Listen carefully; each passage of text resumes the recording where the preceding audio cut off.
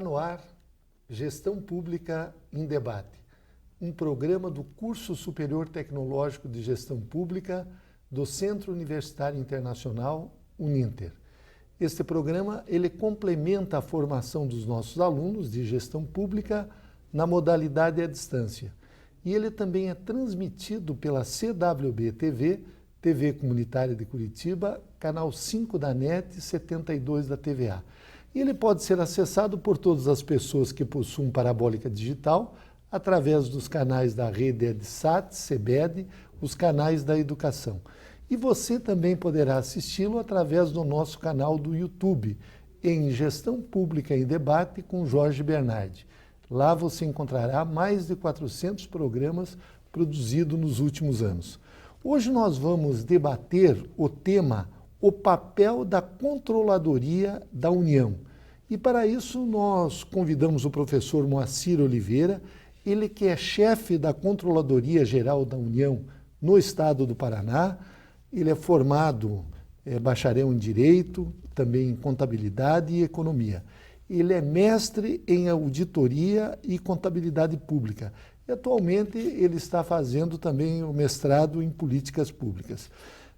Doutor Moacir, eu quero, em primeiro lugar, agradecer muito a sua presença nesse programa.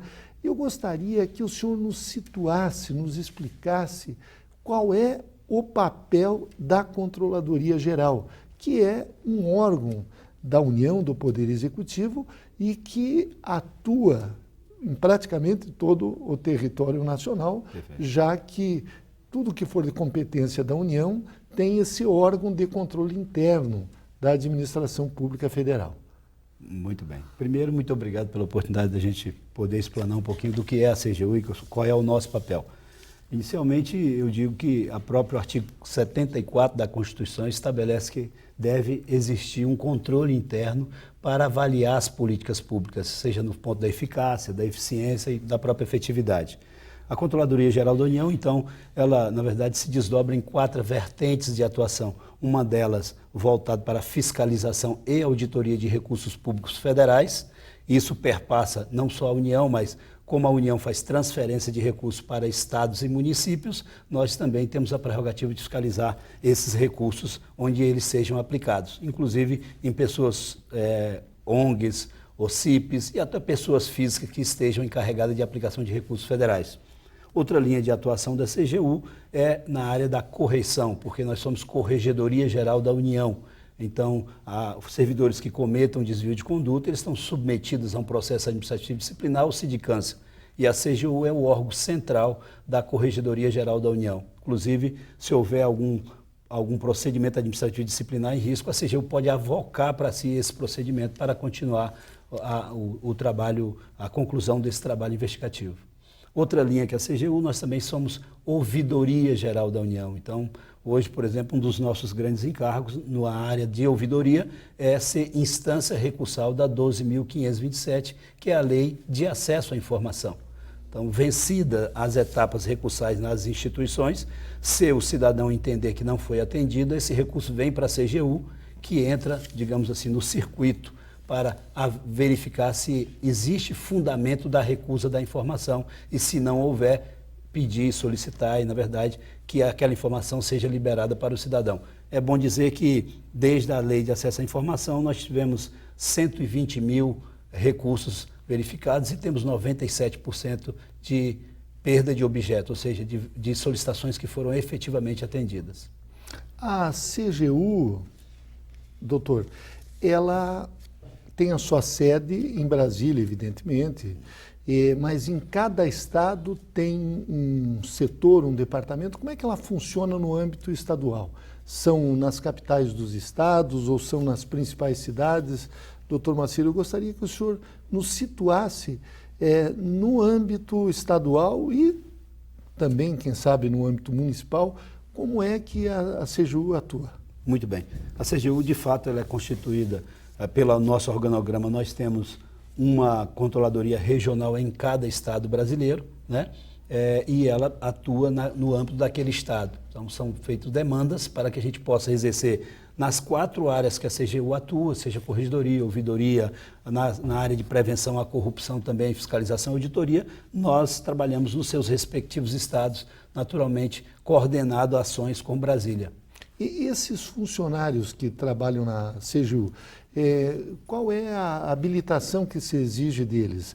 O senhor tem 3 cursos superiores, bacharel em Direito, também economista e contador.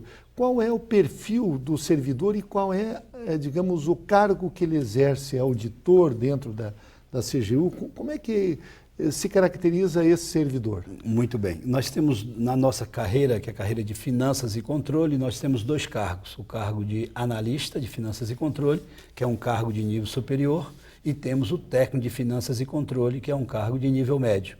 Então, não há habilitação específica. Então, qualquer detentor de curso superior, ele pode se inscrever e concorrer a uma vaga na CGU. A CGU vem aprimorando a sua forma de realização de concurso. Então, nós estamos fazendo agora concurso em 4 etapas, sendo o último deles na área especializadas. Então, nós temos hoje concursos com vagas específicas para a área de saúde, para a área de engenharia, exatamente para trazer esses profissionais que nós precisamos. Esse analista de finanças, ele é uma carreira de Estado ou ainda não? É uma carreira do Poder Executivo a nível federal, mas não é considerada, por exemplo, como um auditor fiscal que consideram carreiras de Estado? Na verdade, nós somos carreira do Estado e, inclusive, recebemos subsídio, que também. Subsídio também. Somos entendidos enquanto carreira do Estado. Somos, de fato, carreira do Estado. Recentemente, aqui no Paraná, doutor Macir, houve um problema envolvendo médicos do Hospital das Clínicas que acabaram até sendo denunciados à Justiça por não comparecerem ao trabalho. Esse tipo de investigação é um trabalho da CGU, apontar, digamos, aqueles servidores que não estão cumprindo com as suas obrigações? Muito bem. É interessante falar sobre o trabalho da CGU, que ela pode se desdobrar em diversos caminhos, né? Hoje nós estamos trabalhando muito com efetividade da política pública. Se um dia, há algum tempo, nós trabalhávamos avaliando controles de área meio, como suprimento de fundo, meia de área, controle de veículos, hoje, já que se falou do hospital e, consequentemente, da universidade, o que nos interessa e como nós podemos melhor contribuir com a sociedade é dizer assim, por que ao final de 4 ou 5 anos de um curso de física nós só conseguimos formar 4 alunos? E que falta esse aluno fará no ensino médio e, consequentemente, tornando um efeito cascata aí, né, porque a gente não sabe onde está o verdadeiro problema. Então, a CGU tem voltado muito para olhar a política pública, a efetividade da política pública, não só a legalidade, não estaremos lá olhando a legalidade, a eficácia, mas a cada dia a CGU tem se aprimorado em verificar os resultados que a aplicação daquele recurso traz para a sociedade, né? Então, no caso dos médicos, que o amigo acabou de falar, nós já estávamos há algum tempo trabalhando com o hospital é uma das nossas unidades jurisdicionadas que nós fazemos auditoria e nós começamos a adotar uma vertente de verificar a produtividade dos médicos. O que nos interessa e o que aconteceu na questão do hospital não é a carga horária dos médicos, mas é a consequência que a ausência do médico traz no atendimento da sociedade. E percebemos que começamos a avaliar sobre o aspecto da produtividade e comparando com as filas que estavam crescendo, né, a demanda do atendimento, a demora, enfim. E aí sim podemos observar que alguns médicos, e nesse primeiro momento foram 10 médicos, que efetivamente não estavam cumprindo a carga horária ou de maneira muito, comparecer de maneira muito fortuita ao trabalho. E foi nesses 10 médicos que nós atuamos inicialmente. E isso, evidentemente, como o senhor disse, ele influenciava no próprio atendimento à comunidade que dependia desse hospital e depende do Hospital das Clínicas. Quer dizer, a política pública de saúde não estava sendo realizada com a efetividade que se espera. Perfeito. Ali, sobretudo, não se olhou recursos aplicados. Se olhou pessoas, se olhou a sociedade, a saúde, pessoas que não estão sendo atendidas e que diversas consequências que advêm disso. Então, o nosso trabalho efetivamente foi sobre as consequências dessa ausência sobre a sociedade, o prejuízo que isso traz para a sociedade. Hoje, a CGU, doutor Macir Oliveira, ela, digamos assim, ela fiscaliza a atuação de quantos 1.000 funcionários da União em todo o território nacional. O senhor tem uma ideia desse quadro? Verdade, a CGU também tem uma outra trabalho que nós fazemos, assim, todo servidor público do Poder Executivo Federal, quando aposenta, quando concede pensão no caso de falecimento, o processo vem para a CGU para que a gente avalie se ele atende os requisitos da lei, se os valores estão sendo pagos para ele, efetivamente ele faz jus de acordo com a lei. Hoje nós teríamos um horizonte aí de mais de 1.300.000 servidores públicos, né, federais, que seriam, por assim dizer, a área de atuação da CGU. O senhor falou de todas as transferências para estados, municípios, até para ONGs, são objeto de fiscalização da CGU. Tem aquelas transferências obrigatórias, tributárias, essas seriam rendas próprias dos municípios do estado. Mas, por exemplo, qualquer tipo de convênio que haja da União com qualquer órgão estadual, público, privado e municipal é objeto da análise de vocês? De fato, a gente pode, inclusive a CGU tem o portal da transparência, que está desde 2004 no ar, foi o primeiro portal da transparência, que já ganhou vários prêmios, e nós podemos perceber que lá tem 3 tipos de transferências. A primeira delas são as transferências constitucionais, como FPM, como royalties, e que a CGU não tem prerrogativa de fiscalizar porque são entendidos como despesas próprias. A segunda modalidade de transferência são as transferências que nós chamamos de fundo a fundo, notadamente para a educação, para merenda escolar, farmácia básica. E se chama fundo a fundo porque é uma participação da União, mas deve haver uma participação do Estado e do município para totalizar a despesa aplicada, por exemplo, na merenda escolar. E, finalmente, nós temos as transferências que se chamam de transferências voluntárias. Essas transferências são para contrato de repasse e convênio, para obras, para compra de equipamento, para capacitação. Então, nas transferências fundo a fundo e nas transferências voluntárias, a CGU tem prerrogativa e competência para fiscalizar, seja no âmbito do Estado, seja no âmbito do município, seja numa ONG, seja num OCIP, seja mesmo numa pessoa física que esteja aplicando recurso público federal. Inclusive aquelas que vêm de emendas parlamentares também, essas transferências? Também, todas elas. A gente, por exemplo, na área de saúde aqui, nós temos, quando compra de equipamentos, arco cirúrgico, enfim, uma série de equipamentos, elas notadamente vêm através de emendas parlamentares e, por ser recurso da União, independente da maneira como foi transferido, a competência é da CGU para fiscalizá-lo.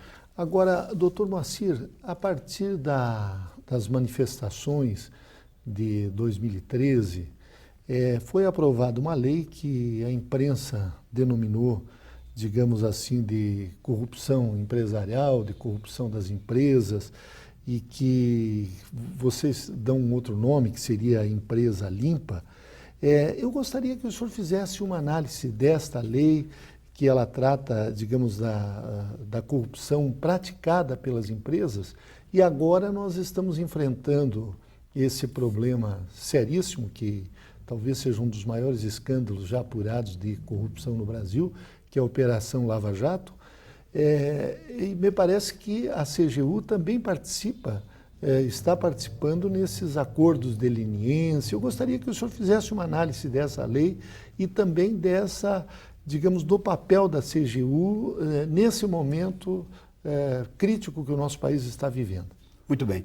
Em relação à Lei 12.846, que é a Lei de Empresas Limpas, como nós da CGU a chamamos, e a empresa chama de Lei Anticorrupção, na verdade ela vem cobrir uma lacuna de há muito tempo. Até então nós tínhamos a Lei 8.666, que é a Lei de Licitação e Contrato, no seu artigo 86 e 87, que estabelecia as modalidades de aplicação de penalidade das empresas envolvidas em casos de corrupção, que seria a suspensão de contratar com a administração pública. Essa lei ela trabalha numa outra vertente, ela talvez não, com certeza está mais adequada com os países centrais do mundo em termos de legislação, porque ela trabalha primeiro numa linha de compliance. Um dos grandes ganhos que essa lei traz é oferecer ao bom empresário um ambiente seguro de negócio, porque a corrupção ela não pode ser contabilizada. E como ela não pode ser contabilizada, ela não pode ser transformada em custos. Isso traz uma instabilidade, uma insegurança muito grande no ambiente de negócio.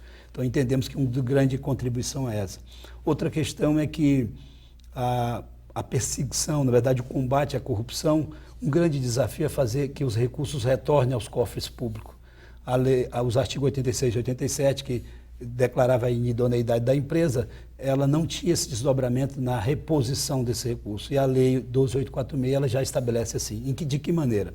Primeiro, que uma empresa que seja identificada num caso de corrupção, ela pode efetivamente, para celebrar o acordo de leniência, ter umas pré-condições. Primeiro, deve-se ressarcir, deve-se reaver todos os valores de sobrepreço, de subfaturamento, todo o prejuízo que foram causado, ela deve se obrigar a ressarcir.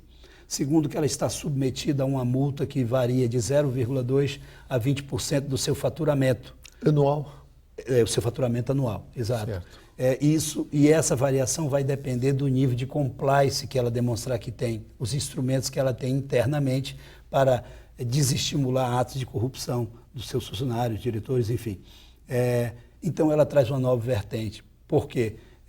Na medida em que você faz retornar todos os recursos aos cofres públicos ao erário, na medida em que você aplica uma multa, mas que você permita que a empresa continue, você preserva emprego, você preserva, inclusive, o interesse da própria administração pública, que essas empresas são detentores de grande quantidade de contratos de execução de obras que são fundamentais para o Estado na verdade, nós abrimos um novo caminho, uma nova maneira de atuar de maneira mais proativa.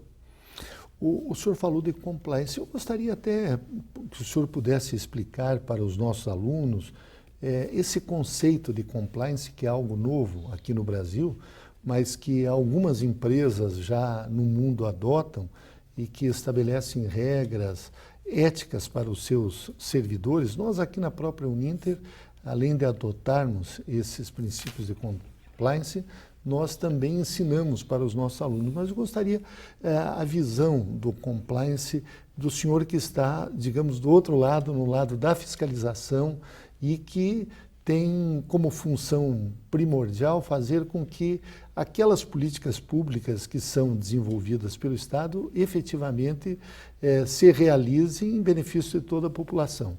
Então, gostaria que o senhor analisasse e nos resumisse assim esse conceito de compliance. O senhor falou de empresa inidônea também, e esses acordos de leniência, como é que eles se darão? Muito bem. A CGU, inclusive, a 12.846, que é a Lei de Empresas Limpas, a competência de celebrar acordo de leniência é da CGU. Inclusive, agora, na Lava Jato, nós estamos trabalhando em duas vertentes principais. Nós estamos, como Corregedoria Geral da União, conduzindo os processos administrativos disciplinares contra os servidores, contra os funcionários da Petrobras, né, tecnicamente falando, funcionários. A CGU, como Corregedoria Geral da União, é que está conduzindo esse procedimento administrativo, como também está celebrando os acordos de leniência com aquelas empresas que propuseram o acordo de leniência, se submetendo àquelas condições que eu já havia dito. Em relação ao compliance, é de fundamental importância, né? Porque, como eu já disse, ter um ambiente favorável de negócio, um ambiente transparente, eu acho que isso é um evoluir. Há muito tempo nós viemos falando de transparência, um ambiente mais transparente, onde as coisas se deem, porque a corrupção ela não sobrevive no ambiente de transparência. Então, o compliance é uma forma de transparência. O compliance é uma forma de transparência dentro da própria empresa, que existam canais que os próprios servidores da empresa, os próprios empregados, funcionários das empresas, tenham canais para que qualquer ato de corrupção eles tenham condições, tenham instrumentos de levar esses casos ao conhecimento da diretoria, da presidência daquelas empresas. Então, são essas linhas que se deve adotar. O senhor falou da questão do compliance, mas a CGU, diante desse quadro, ela também procura estimular o cidadão, a população, para que eles também contribuam no controle dos recursos públicos. Me parece que tem até programas destinados ao cidadão, cartilhas. Eu gostaria que o senhor falasse sobre esse papel e o papel do servidor público e principalmente do cidadão nesse universo, digamos assim, de controle da administração pública. Muito bem.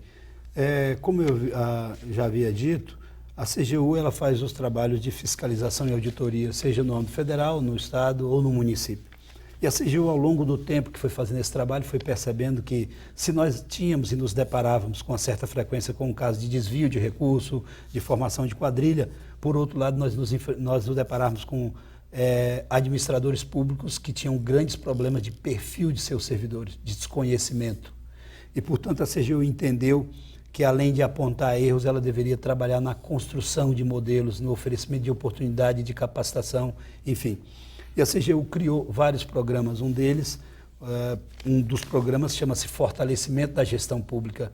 Esse programa ele é destinado para a capacitação de servidores públicos municipais. Então, nós nos reunimos com o prefeito, ele coloca as dificuldades dele, onde estão as maiores fragilidades, pode ser na elaboração do edital para obras, pode ser na fiscalização de contrato, pode ser mesmo na área tributária. Nós planejamos com ele um treinamento durante uma semana e passamos uma semana com ele lá capacitando.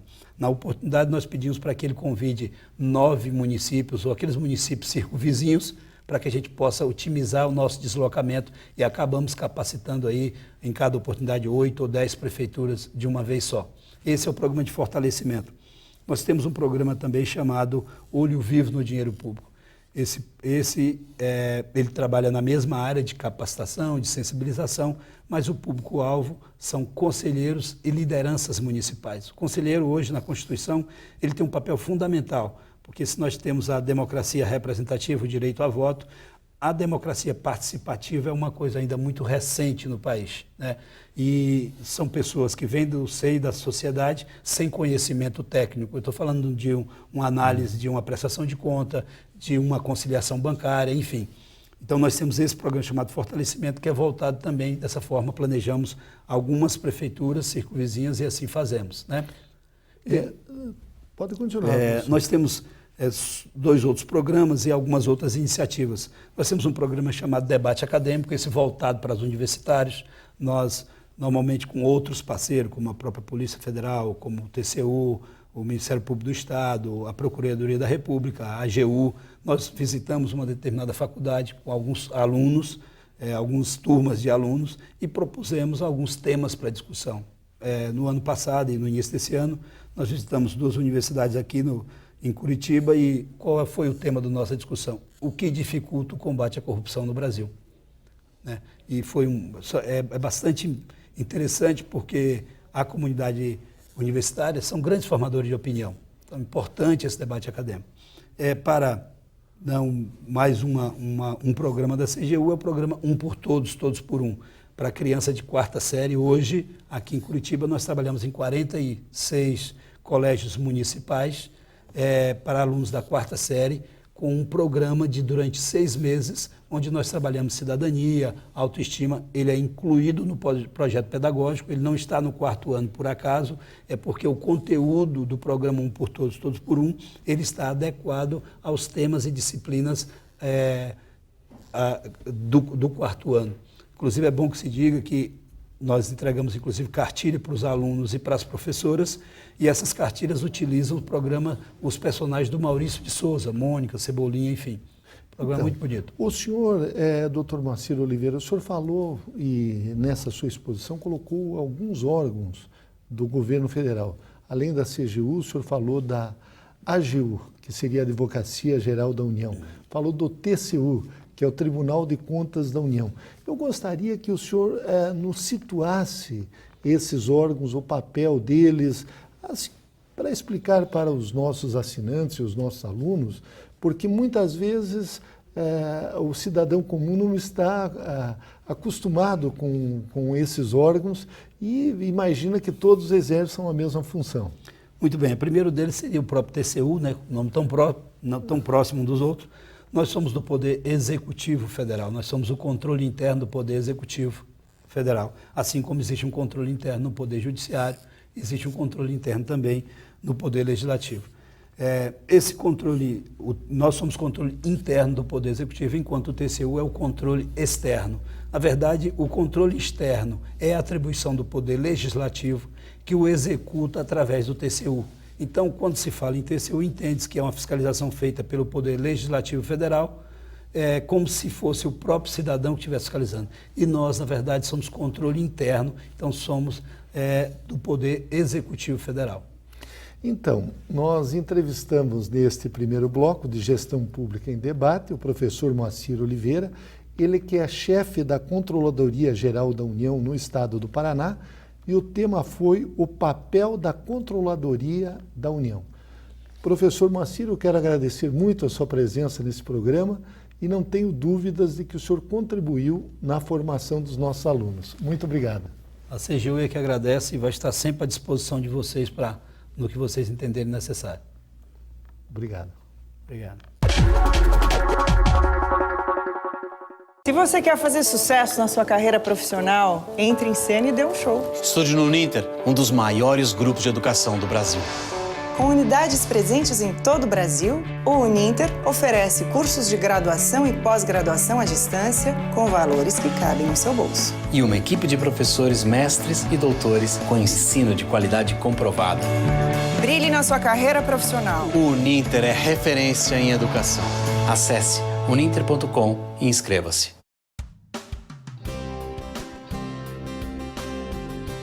Você vai conhecer agora uma experiência educacional inovadora e revolucionária que abre uma nova perspectiva de oportunidades na construção de um novo paradigma educacional pós-moderno.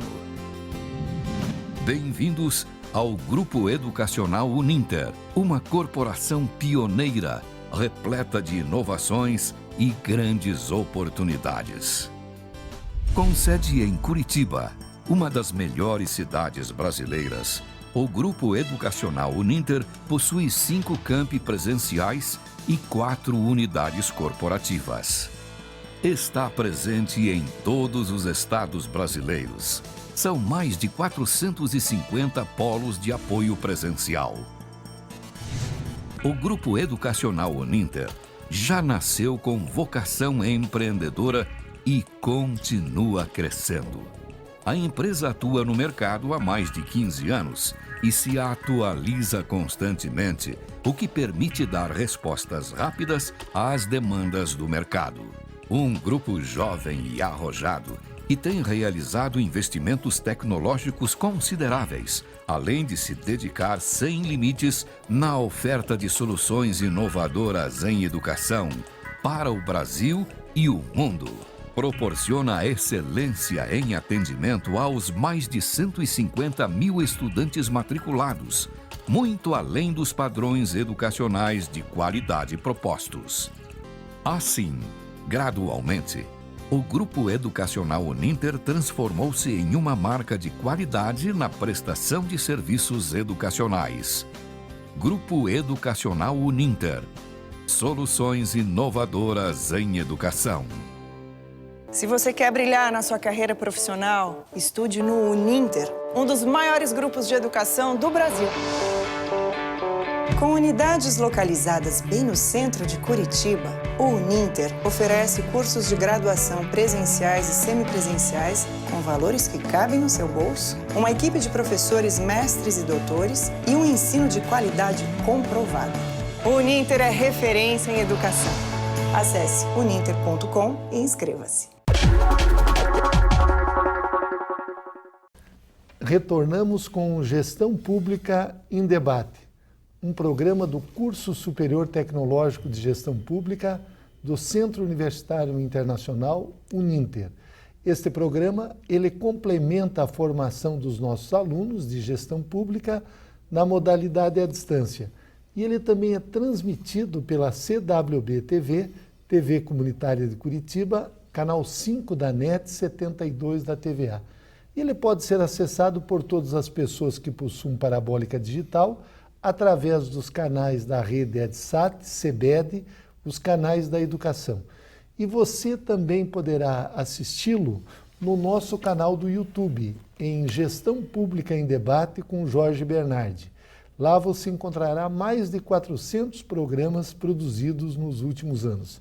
Hoje nós vamos debater a Lei Geral da Micro e Pequena Empresa. E para isso nós convidamos o doutor Armando Lira, ele que é presidente da Microtiba, ele é advogado, contador, microempresário, ele está fazendo mestrado internacional na Flórida, da FCU, e é o atual presidente da Microtiba, que é a Associação das Micro e Pequenas Empresas de Curitiba e região metropolitana. Doutor Armando Lira, antes de nós entrarmos no debate sobre a Lei Geral das Microempresas, que é a Lei Complementar 123/2006, eu gostaria que o senhor nos desse um histórico da Microtiba. Parece que o fundador foi uma pessoa que se tornou conhecido nacionalmente, o fiscal do Sarney. Gostaria que o senhor nos situasse o que vem a ser a Microtiba e como é que os nossos alunos, os nossos telespectadores de outras partes do Brasil também podem organizar uma associação de pequenas e microempresas nas suas cidades, nas suas regiões. Jorge Bernardi, quero primeiramente agradecer a oportunidade, enfim, de podermos estar aqui divulgando um pouquinho mais sobre o associativismo e, enfim, falar um pouquinho sobre a micro e pequena empresa. Primeiramente sobre a Microtiba, a Associação das Micro e Pequenas Empresas de Curitiba e Região Metropolitana, ela foi fundada em 2 de abril de 1987, lá pelos idos de 1987. E foi fundada, o seu primeiro presidente foi o Omar Markzinski, uma pessoa singular que fechou um mercado aí em nome da economia popular, uma pessoa destemida, enfim, singular, que acredito que Sim, ele era o fiscal do Sarney, ficou conhecido nacionalmente. É verdade, é verdade. Na época do Plano Cruzado, foi isso? Isso mesmo, da época do Dilso Funaro, né, do saudoso Dilso Funaro também. Isso. Então, ele fundou uma iniciativa aqui em Curitiba, né, justamente tentando obter um tratamento diferenciado. Ele e outros colegas, o Márcio Andrade, o João Garcia, que nos ajudou muito também nesse movimento, e continua conosco até hoje, nos apoiando, o Ercílio Santinoni. E, digamos assim, qual é o papel da Microtiba e o que ela faz no sentido de que os seus associados possam ter um tratamento diferenciado na área tributária, enfim, na capacitação também dos pequenos e microempreendedores? A Microtiba é uma organização associativa, sem fins lucrativos, que procura desenvolver o associativismo, ou seja, em que juntos, grupo de pessoas possam desenvolver ações em que possam obter benefícios, né? Benefícios esses aí que daqui a pouco vamos falar da lei geral, se traduzem, por exemplo, em compras no exterior. Você pode juntar vários pequenos e quem sabe ter um volume para você ter um preço diferenciado. Enfim, além do associativismo, também fomenta o empreendedorismo, ou seja, a capacitação do micro e do pequeno, que muitas vezes tem sua expertise, mas não tem, às vezes, condições técnicas de conhecimento da gestão dos seus negócios. Por isso é fundamental a questão do associativismo, do empreendedorismo e da própria capacitação em si. Agora, a doutora Armando Lira, recentemente, quer dizer, já vai para quase 10 anos, tivemos a Lei Geral da Micro e Pequena Empresa, ou a empresa de pequeno porte, que é a Lei Complementar 123/2006. Mas, agora, recentemente, houveram alterações e praticamente todas as empresas de todos os segmentos, quase de todos, né, podem ser enquadradas nessa lei. Eu gostaria que o senhor nos explicasse a importância dessa lei e como os estados e municípios podem também ter as suas leis gerais da microempresa e da empresa de pequeno porte. É importante destacar, Jorge, que a lei geral é uma lei viva, uma lei que está continuamente em mutação. Então, a cada ano surgem inovações, surgem atualizações dessa lei, quer na tabela, quer nas suas atividades que podem ser enquadradas como micro e pequena empresa, quer nos benefícios e quer na instrumentalização disso. A Lei Geral, a Lei Complementar número 123/2006, desde 2006 trouxe várias mudanças com outras leis complementares, inclusive com a instituição do MEI, do microempreendedor individual e outras coisas que foram evoluindo. Ela é permanentemente discutida no Fórum Nacional da Micro e Pequena Empresa, do qual fazemos parte, juntamente com outros companheiros da iniciativa privada e da iniciativa pública. Porque não basta só a lei, esse acompanhamento ele tem que ser contínuo, porque a lei estabelece um tratamento diferenciado nas 3 esferas, federal, municipal e estadual. E se traduz nisso o Fórum Permanente em disseminar nos fóruns regionais, fóruns estaduais e fóruns municipais, incentivando que tanto os estados quanto os municípios criem a sua própria lei geral. Como o doutor sabe que dentro do nosso Estado federado, nós temos competências, esfera municipal, estadual e federal. E dentro dessas competências, a forma de legislação que interfere muito na questão tributária, no município que tem o ISS, no estado que tem o ICMS, e na União que tem seus tributos próprios. Então, é um conjunto de esforços das 3 esferas em que possibilite o crescimento da micro e pequena empresa, o tratamento diferenciado. E apenas para não me alongar muito nessa resposta, por que a micro e pequena empresa ela é muito, hoje em dia, não hoje em dia, mas por que ela tem um programa especial? É porque a micro e pequena empresa é a médio, é a grande empresa de amanhã. Então, se você estabelece condições de sustentabilidade econômico-financeira para que, usando o jargão da piscicultura, os alevinos, se você der estrutura para que eles cresçam, logo você vai traduzir isso em quantidades de emprego, de tributos, enfim, de fomento à economia. Agora, doutor Armando, hoje a maior parte dos empregos formais do nosso país estão justamente nas micro e empresas de pequeno porte. É verdade, a micro e pequena empresa, ela traduz em torno de 89% a 90% dos empregos formais, é a que mais gera emprego.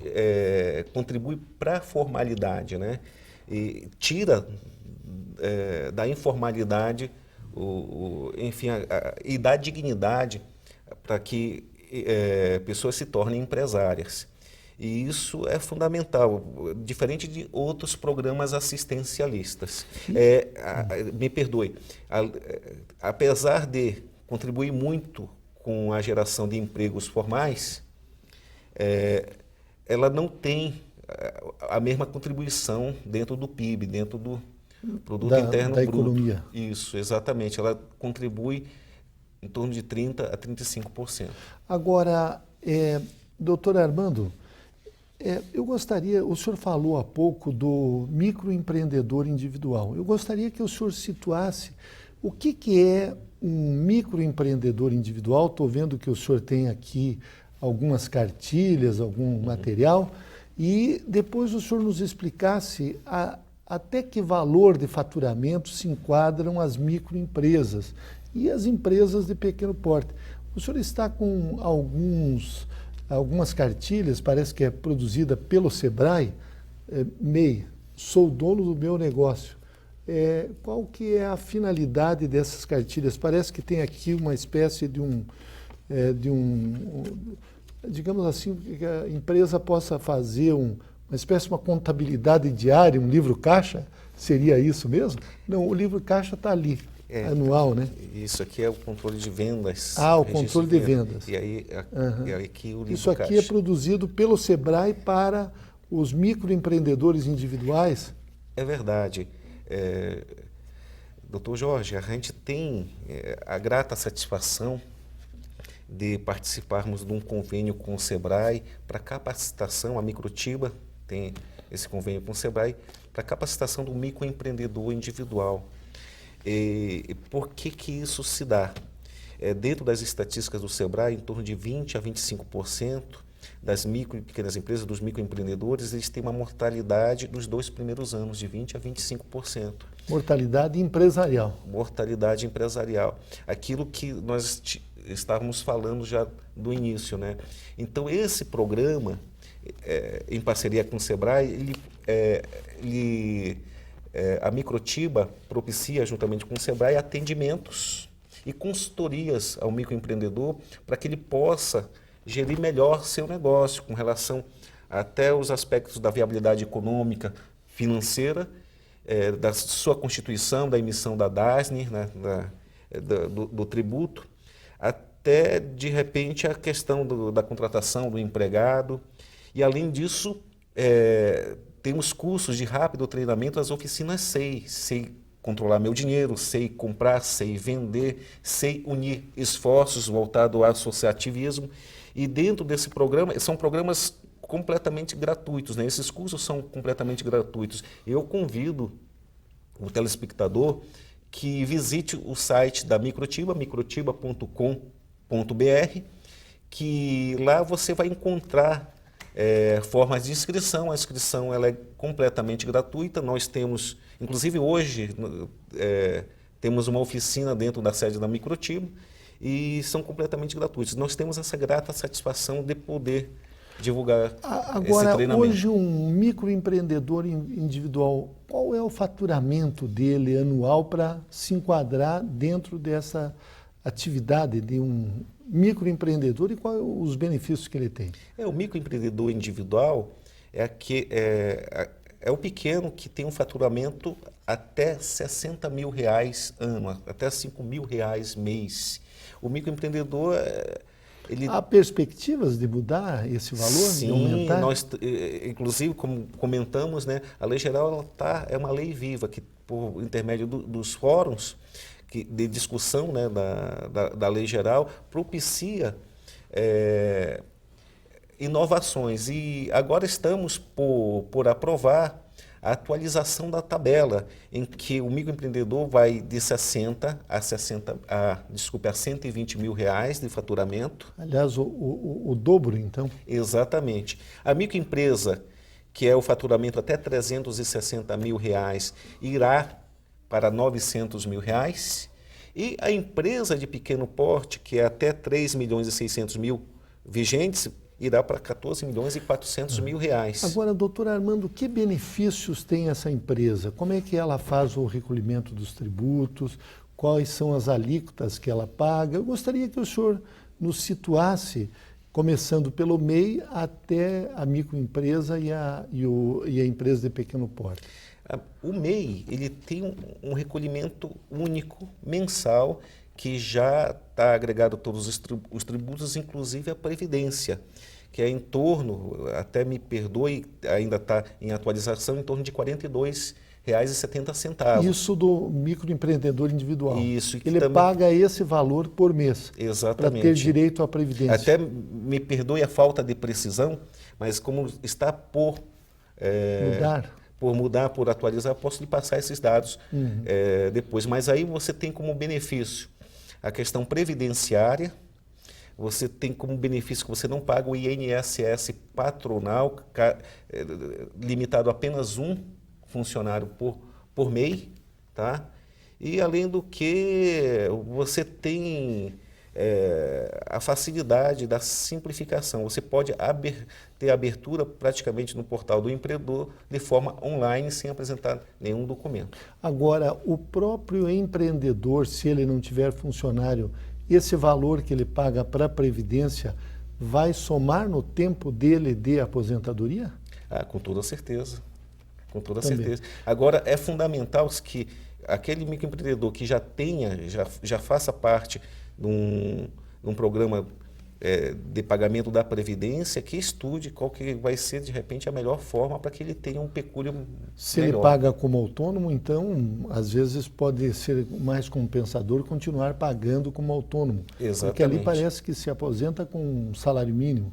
Exatamente. Nesses casos. Isso. Vai ter o plano da Previdência, ele vai com toda certeza crescer isso na sua... Agora, em relação à microempresa, a microempresa ela é obrigada, digamos assim, a entrar, a ser enquadrada nessa lei geral e pagar os tributos de acordo com aqueles índices, ou ela pode ser uma microempresa e contribuir normalmente como se fosse uma empresa grande, uma empresa normal? Doutor Jorge, nós temos é muito corrente a confusão que se dá do enquadramento da micro e pequena empresa com a sua forma de tributação. É uma pergunta excelente, porque eu posso estar enquadrado como micro e pequena empresa, como micro até R$360 mil, ou empresa de pequeno porte até 3.600.000 hoje, e ser tributado não pelo simples, posso ser tributado pelo lucro presumido, posso ser tributado pelo lucro real, e isso demanda de um estudo tributário. Eu posso ser micro e pequena empresa, necessariamente não sou obrigado a ser optante pelo simples. Tá? A opção do simples são 6 tabelas, 6 anexos, em que, dependendo da atividade, possa até não convir tributariamente, ser um benefício melhor do que, por exemplo, estar no lucro presumido. Agora, cabe destacar 2 benefícios para a micro e pequena empresa, o acesso aos mercados, compras governamentais. A micro e pequena empresa, independente da tributação, ela obrigatoriamente tem que ter um tratamento diferenciado. Se ela participar de uma licitação, essa licitação ela tem que prever esse tratamento diferenciado para a micro e pequena empresa. E aí que existe um esforço das associações, aí o papel primordial, junto aos municípios, junto ao Estado, para que esse tratamento diferenciado junto às compras governamentais seja também dê benefício para a micro e pequena empresa. Além disso, o acesso a juizados especiais. Tá? A micro e pequena empresa ela pode fazer uma demanda de forma junto aos juizados especiais, com relação a um fornecedor, com relação mesmo a um cliente. E cabe um adendo, há um estudo da Microtiba com relação ao equilíbrio com relação à justiça do trabalho. Muitas vezes, nós sabemos que a parte hipossuficiente, né, doutor Jorge, que é o trabalhador, mas no caso da micro e pequena empresa, um trabalhador que de repente gere uma demanda, ele pode arruinar o negócio. Não que estejamos incentivando a práticas erradas das empresas não concederem os direitos trabalhistas. Mas aquela equação da balança, com relação às provas, com relação, enfim, à instrução do processo trabalhista, ela deve ser adequada, porque o patrão, que seja micro e pequena empresa, às vezes pode contratar um engenheiro, tá, que muitas vezes ganha mais do que o próprio patrão. Então, essa questão nós estamos levando para o judiciário para que ela seja melhor equalizada, porque se não é um patrão comum, a micro e pequena empresa ela tem o risco negocial e, pelo contrário, tem que obedecer às regras, os direitos do trabalho. Mas com relação ao processo, no âmbito trabalhista, deve ser melhor dosado essa hipossuficiência em que o trabalhador tem frente à micro e pequena empresa. Agora, doutor Armando, um outro problema, principalmente em algumas cidades de porte médio e grande, onde as normas urbanísticas são bem fixadas e estabelecidas, dizem respeito à burocracia municipal. Por exemplo, tirar um alvará para abrir uma pequena microempresa. Vocês enfrentam muito esse problema? Apesar da lei geral da micro e pequena empresa, me parece que ainda tem muitos municípios que criam uma série de entraves, de dificuldades burocráticas que acabam tornando difícil a vida dessas micro e pequenas empresas. É o que acontece, né? O tratamento das prefeituras e dos estados em geral é o tratamento por atacado. É aquela rede que joga, que pega caranguejo, que pega peixe pequeno, pega peixe grande, e isso decorre da falta de conhecimento, decorre da ignorância da aplicação da lei geral, que a lei geral prevê essa aplicação nas 3 esferas, esse tratamento diferenciado. Aqui no âmbito da Prefeitura Municipal de Curitiba, nós tivemos a edição da lei, em que inclusive nós enviamos propostas, o vereador Jorge Bernardi nos acompanhou juntamente na Câmara Municipal com relação a quando o presidente era o Paulo Salamuni, e assim, a lei geral ela foi editada, só que os efeitos dela, que seria a regulamentação, ou seja, a aplicação na prática, nós não estamos sentindo ainda. Então, nós reivindicamos que essa aplicação, esse tratamento diferenciado, enfim, seja de fato dado pelo município de Curitiba. Não só pelo município de Curitiba, que nós estamos acompanhando próximo, mas também a várias outras prefeituras. Existe um incentivo muito grande do Fórum da Micro e Pequena Empresa no estado do Paraná, que a lei geral seja institucionalizada em todos os municípios. E é bom destacar que o SEBRAE do Paraná tem feito esforços nesse sentido, inclusive de capacitação, para que essa lei geral ela esteja dentro de todos os municípios do Paraná, os 399. Doutor Armando Lira, a Microtiba, ela atinge Curitiba e região metropolitana. Por exemplo, nós temos alunos lá no Pará, imaginando, lá naquela região metropolitana ou aquele município, pode se organizar uma associação de micro e pequenos empresários locais? Como é que o senhor orientaria alguém para fazer esse tipo de associativismo? Dessa iniciativa. Pois bem, dentro do movimento da micro e pequena empresa, nós temos a CONAMP, Confederação Nacional da Micro e Pequena Empresa, em que o site é conamp.org.br. Tá? E dentro do Paraná nós temos a FAMPEPA, que é a Federação das Associações das Micro e Pequenas Empresas do Paraná, e a FEMPIPA, Federação das Micro e Pequenas Indústrias do Paraná. Mas lá no Pará, tá? Quem queira conhecer um pouco mais de associativismo, pode entrar nesse site da CONAMP, entrar em contato, que vai receber todo o auxílio. Eu disse Pará, mas pode ser no Acre, pode ser no Rio Grande do Sul, pode ser em São Paulo, pode ser em Minas, Goiás. Até te digo... Pernambuco. Vereador Jorge, a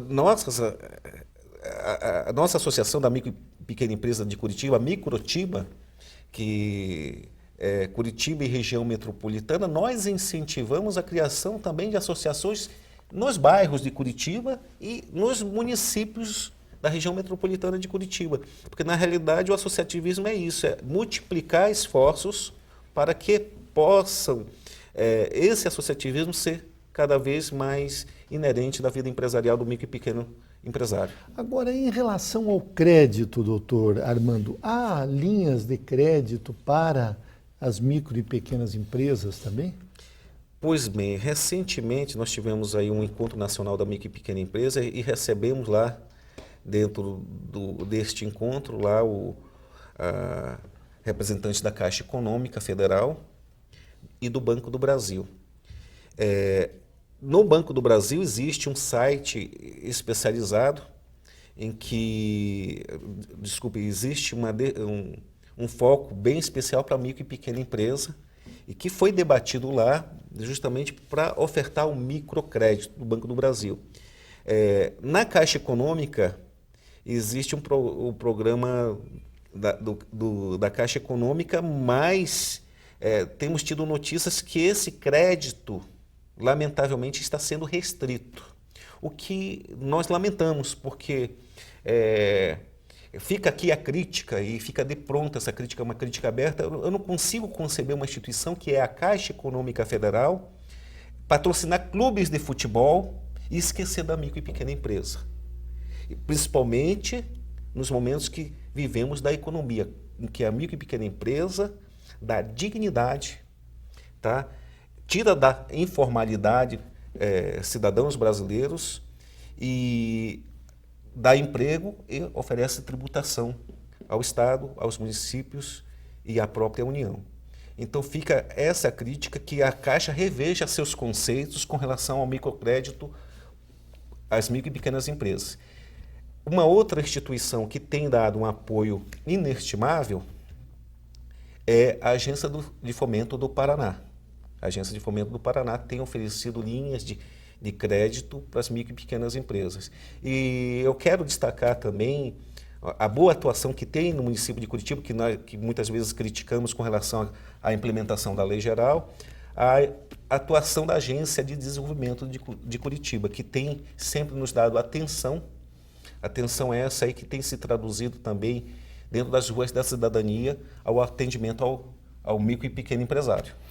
Então, nós entrevistamos o Dr. Armando Lira, ele que é presidente da Microtiba, e o tema foi a Lei Geral da Micro e Pequena Empresa. Doutor Armando, eu quero agradecer muito a sua presença nesse programa e não tenho dúvidas de que o senhor contribuiu na formação dos nossos alunos. Obrigado, a Muito satisfação obrigado. foi minha. Obrigado, doutor Armando. Obrigado, doutor Jorge.